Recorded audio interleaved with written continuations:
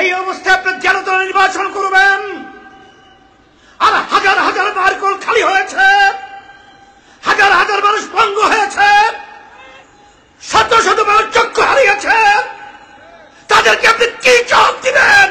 সব ঠিক করে নির্বাচনের দাবি ঘোষণা করতে হবে। সেই লক্ষ্যে, সেই আশায় বুক ভরে বুক বেঁধে আজকে রাস্তায় নেমেছি। জুলাই অভ্যুত্থানে কোন রাজনৈতিক দল ব্যানার নিয়ে রাস্তায় নামতে পারে নাই।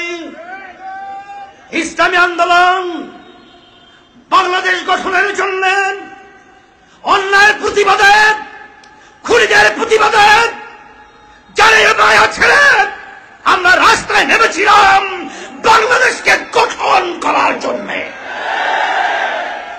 আর সেই বাংলাদেশ আমাদের সামনে কিছু ক্ষমতা প্রেমিকরা আবার যেন তেন ভাবে আমাদেরকে গুলির ভয় দেখিয়ে, আমাদেরকে মাস্তানের ভয় দেখিয়ে, আমাদের গুন্ডার তাণ্ডব দেখিয়ে আমাদেরকে আওয়াজ বন্ধ করবে। তোমরা ভুল করেছ। এখন রাস্তার মধ্যে সেই জুলাইয়ের যোদ্ধারা মাঠে মাথা উঁচু করে দাঁড়িয়ে আছে। ইচ্ছা করলেই যেন তেন নির্বাচনের মাধ্যমে এই দেশকে আমরা আর বিদেশের তাবেদার রাষ্ট্র বানাতে চাই না। আমাদের দেশে টাকার বিদেশে পাচার করার সুযোগ দিতে চাই না। আমাদের দেশকে আর বারবার সন্তান মাহারা হোক, আর সন্তান মাহারা হয়ে মা চিৎকার করবে, এই পরিবেশ আমরা চাই না। আজকে আমাদেরকে নিয়ে যারা সমালোচনা করছেন, আমি সেই ভাইদেরকে বলবো, আপনার নিজের চেহারা আয়নার দিকে তাকিয়ে দেখেন, আপনাদের পিছনে ইতিহাস তাকিয়ে দেখেন।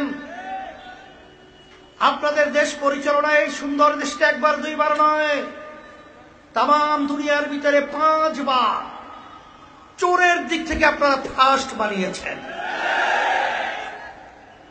আপনাদের চেহারা আয়নার দিকে তাকিয়ে আপনারা নিজেকে নিজে প্রশ্ন করে দেখেন, আপনাদের পরিচালনায় এই দেশের ভিতরে হাজার হাজার মায়ের কোন সন্তান হারা হয়েছে। আপনাদের পরিচালনায় এই দেশ থেকে লক্ষ লক্ষ কোটি কোটি 24 লক্ষ কোটি টাকার উপরে এদেশ থেকে বিদেশে পাচার হয়েছে।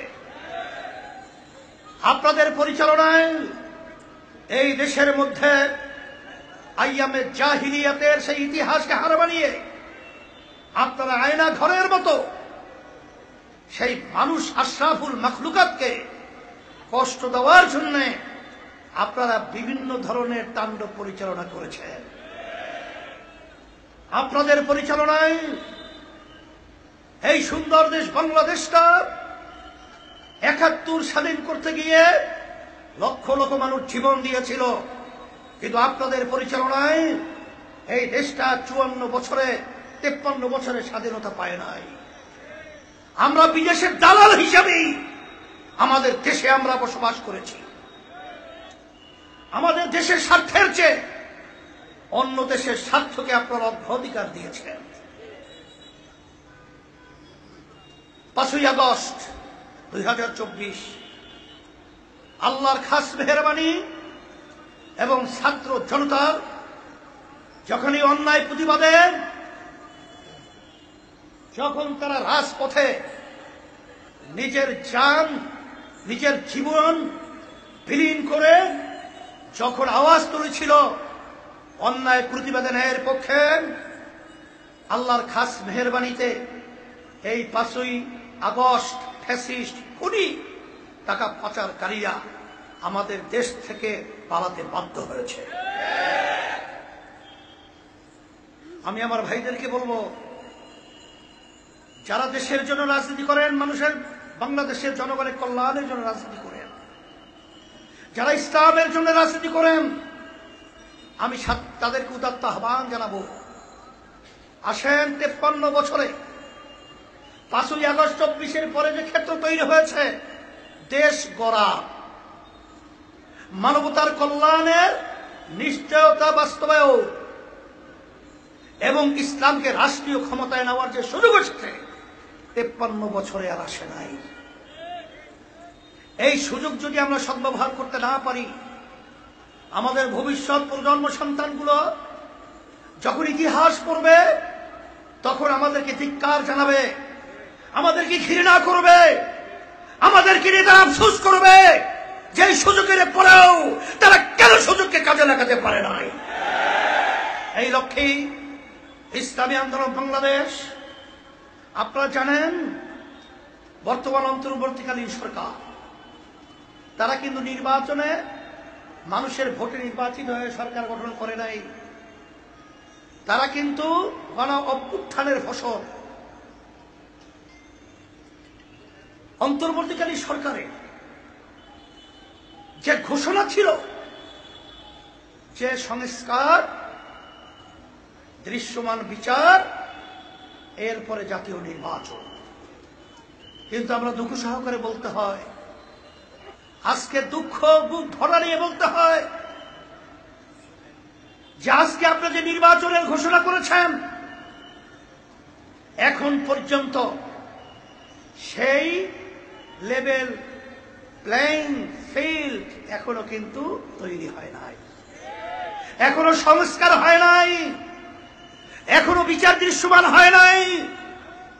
এই অবস্থায় আপনার জনতা নির্বাচন করবেন আর হাজার হাজার বারকল খালি হয়েছে, হাজার হাজার মানুষ পঙ্গু হয়েছে, শত শত মানুষ চক্ষু হারিয়েছে, তাদেরকে আপনি কি জবাব দিবেন?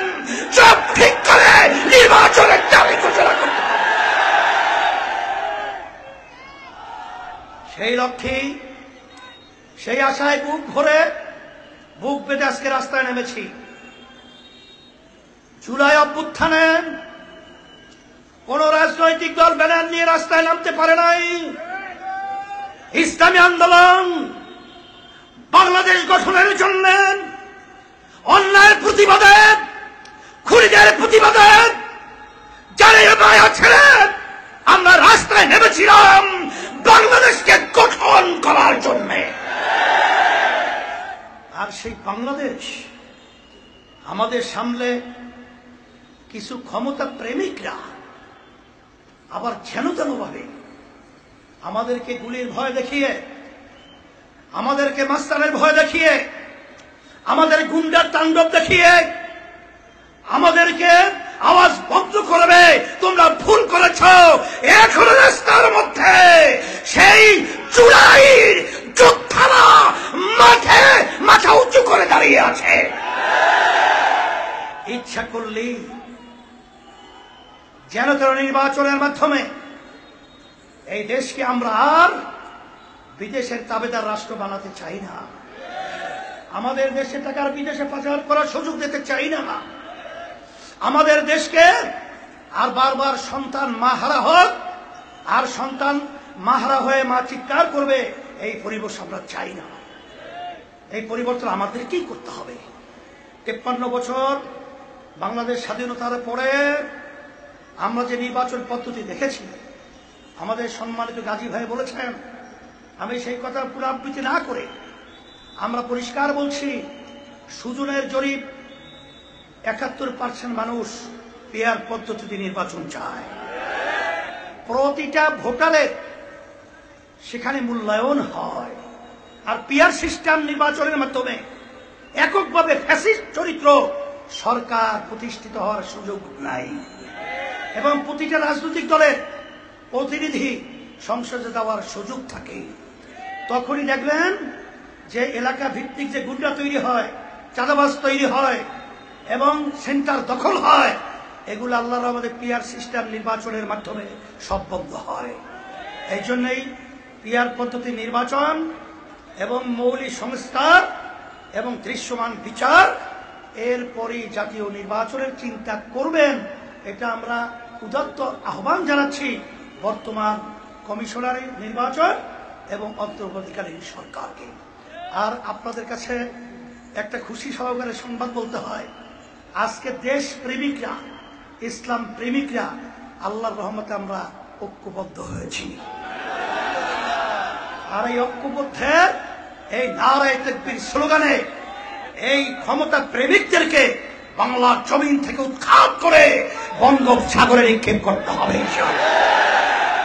আল্লাহ আমাদের সকলকে কবুল করুক। হ্যাঁ, আচ্ছা, আলহামদুলিল্লাহ। ফেনী টেকসই বাঁধ নির্মাণের বিষয়ে আমরা বলছি, যেটা যদি না হয়, কারণ কিছুদিন আগে যে বন্যা কবলিত পানিতে হয়েছে, মানুষের দুর্ভোগ আপনারা দেখেছেন। এই সুযোগে আপনারা এই বাঁধ নির্মাণের ব্যবস্থা করবেন, এটা বিশেষ করে ফেনীবাসীর পক্ষ থেকে আমরা আপনাদের কাছে উদাত্ত আহ্বান জানাচ্ছি। ওই প্রার্থী করুন। আলহামদুলিল্লাহ। শোনেন, 5ই আগস্টের পরে ইসলামের পক্ষে যে ক্ষেত্র তৈরি হয়েছে, এটা কাজে লাগাতে হবে না? তা কাজে লাগাবেন কিভাবে? প্রার্থীরা দিলে কাজে লাগে। এই জন্য আমরা প্রস্তুতি হিসাবে আমাদের ফেনী 3 নাম কি,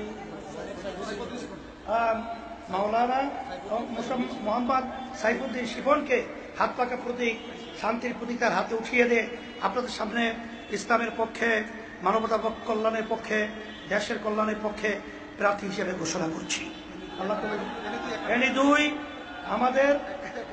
আমাদের সভাপতি, জেলা সেক্রেটারি আমাদের ইকরামকে আমরা ফেনী 2 সংসদ সদস্য প্রার্থী হিসেবে হাত পাকা প্রতীকের প্রার্থী হিসেবে ঘোষণা করছি। আপনাদের সামনে আমানত রেখে গেলাম, আল্লাহ ইসলামের পক্ষে, মানবতার পক্ষে আর দেশের কল্যাণের পক্ষে আমাদের সঙ্গে ঐক্যবদ্ধ কাজ করার তৌফিক দান করুন। রব্বানা আতিনা ফিদ দুনিয়া হাসানা ওয়া ফিল আখিরাতি হাসানা ওয়া কিনা আযাবান নার বিরহমাতিকা ইয়া আরহামার